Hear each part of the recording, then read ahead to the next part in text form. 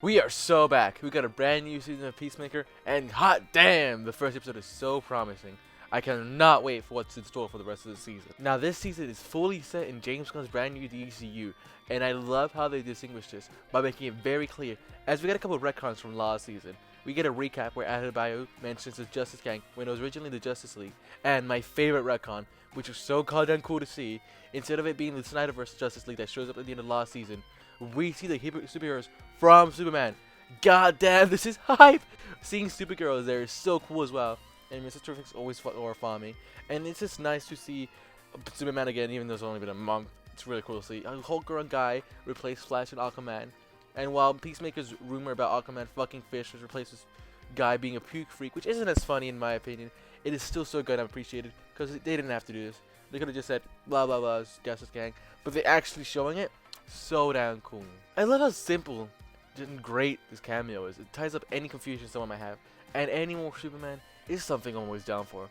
We also see more of Hulk-grown guy as well as their leader, Maxwell Lord. I don't know if like what to call him, leader. I guess he does own the Justice Gang, but I don't know.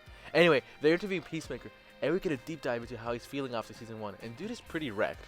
It's clear this season we'll be focusing on Chris trying to be more than just a weapon and not relying on violence, and how his trauma with his family screwed him, which I can't wait to see how it's explored through the parallel world.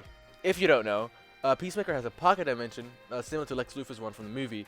Rick Flag even points out that they are similar, and this pocket dimension eagerly finds the door to another world, one where Peacemaker's brother and dad are still alive, and seems to be way more functional than whatever Chris had in this world. Which, considering in that world he didn't accidentally kill his brother and then intentionally kill his father, yeah, it's a low bar to clear. We see it a bit in the trailer. And I don't like to watch too much of the trailer because I feel like it's spoiling it, but we see Chris is definitely going to be taking the place of his variant, since they run into each other while Chris is peeking out the perfectly seeming world, which would definitely turn into some fascist regime or some crap. But anyway, they end up fighting and the evil Peacemaker gets killed. And I wonder how Chris will deal with literally killing himself and the impact it has on his psyche, as that should definitely fuck him up. It's clear due to spiraling, right? Since last season, he seems to be pretty distant from the other members of the 11th Street Kids. We barely see anything for Vigilante this episode, which is a shame as Adrian is one of my favorite characters, so I hope he's not sidelined this season. But that just further shows how closed off Chris is getting, so it is kind of sad to see, but it is understandable from a storytelling point. Basically, he's kind of having a midlife crisis if you think about it, right? He thinks all he's good for is violence and that he's a bad person. He doesn't know what to do with himself, and he's having no luck at all in the love department, as sometime before the season, him and Hardcore actually slept together while drunk, which Hardcore calls a mistake. Chris, understandably so, takes it pretty harsh, since we know he likes her. Now, I only watched the trailers when it first came out, so I don't have too much of an idea what's going to happen next, but my guess is that Chris spending so much of a time in the parallel world, we're going to see what happened in Superman, and the pocket dimension is going to start leaking out and maybe create like another chasm. We see Rick investigating all this, and he has a major hate boner for Chris ever since he killed his son all the way back in 2021 Suicide Squad. So I figure he's going to use all of August to go against him, and the 11th Street Kids find out. Well, I mean, they already kind of find out that he has a pocket dimension, but I don't think they know the extent of how it goes to. My guess is they go, oh no, Chris, love yourself, blah blah blah, other world bad, blah blah blah, shut off doors to other world, save the world, accepts himself. I mean, it's James Gunn, so I'm sure it's going to be more complex than this. And what excites me most is that he only sent out the first 5 episodes of the season to reviewers, with the last 3 being a surprise for everyone. He even said episodes 6 and 8 are some of his favorites that he's ever written, so I am extremely hyped for this season. The fact that Peacemaker airs the same day as Dexter Resurrection and South Park means that I am eating so good.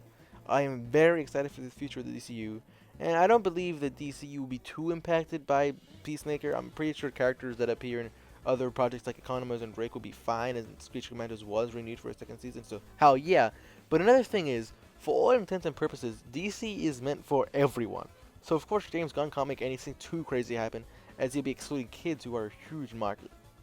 What I'm trying to say is, keep the big stuff for the movies, and that everyone can watch, and the more down-to-earth, mature stuff in series where they can do whatever they want, which seems to be the case as they're doing so far. Basically, violence in movies and sex on TV. Either way, you know your boy The Culture Story will be watching everything that DCU puts out, and let me know if you guys wanted me to make more videos on DCU projects like Lanterns, whether it's theories or reviews, and you'll be seeing more of me every week as more Peacemaker sounds really bad. Peacemaker comes out. So since you've made it this far, please like and subscribe, comment down below what else I should do, because I'm rapidly running out of ideas.